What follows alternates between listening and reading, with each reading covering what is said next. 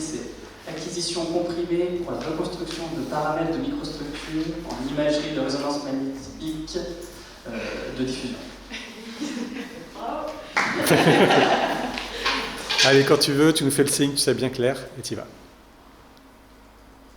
Nous sommes actuellement dans un cerveau. Si. Nous sommes tous des molécules d'eau, et cet amphithéâtre est un cerveau. Wow, je ressens un champ magnétique là. Pas vous? Vous n'avez pas l'impression qu'on vient de mettre un gros aimant autour de nous? Ah. On doit être en train de passer un examen d'IRM, un examen d'imagerie par résonance magnétique. Ça doit être l'autre thésard qui veut nous observer. Grâce au pouvoir du champ magnétique, il veut nous faire danser. Mais vous inquiétez pas, vous êtes dans la matière grise. Vous êtes bien calé dans vos cellules. Mais moi, je suis dans la matière blanche. Ça veut dire que je suis dans un axone, un de ces tuyaux qui relient les neurones entre eux. Et donc moi, j'ai la place pour me déplacer. Et ça l'intéresse le thésard. Et plus exactement, il aimerait connaître le diamètre de l'axone dans lequel je me trouve, pour pouvoir améliorer le diagnostic de certaines maladies, comme la sclérose en plaques.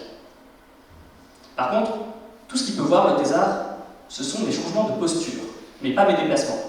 Donc, si je fais ça, il ne le voit pas, et si je fais ça, il le voit. Et c'est pour ça qu'il veut me faire danser. Grâce à mes changements de posture, il espère pouvoir estimer le diamètre des axones. Regardez plutôt. Tout d'abord, il me fait danser grâce au pouvoir du champ magnétique. Danse, danse, danse, stop. Puis il me laisse me déplacer librement. Puis il me fait danser de nouveau, mais dans le sens inverse que précédemment. Reverse, reverse, reverse, stop. Et donc je me retrouve dans la même position que départ. Enfin, presque. Ouais, qu'est-ce qu'elle fait en l'air, ma jambe gauche là? Je suis persuadé que quand j'ai commencé, j'avais les 2 pieds au sol. Ah, mais ça c'est parce que la chorégraphie que je fais, elle dépend de ma position dans l'espace. Au début, j'étais sur le bord de la scène, et maintenant je suis au centre. Et donc les mouvements que j'ai faits pour mon reverse n'ont pas totalement compensé les mouvements du départ. Et donc je me retrouve comme un imbécile, la jambe en l'air. Et heureusement que je n'ai pas traversé la scène entière, sinon je serais complètement en équerre. Et donc, le thésard, qui a écrit la chorégraphie, quand il voit que moi et toutes mes copines les molécules, on est toutes avec la jambe en l'air, il peut en déduire que comme on n'est pas en équerre, on n'a pas pu aller trop loin à cause des parois de l'axone. Et il peut donc estimer son diamètre. Par contre, il doit ruser un peu le thésard. Parce que s'il choisit des chorégraphies trop simples, il ne va pas voir les changements de posture. Et si inversement, il choisit des chorégraphies trop compliquées, les changements de posture sont difficiles à interpréter. Je commence à être habitué à danser, moi, maintenant.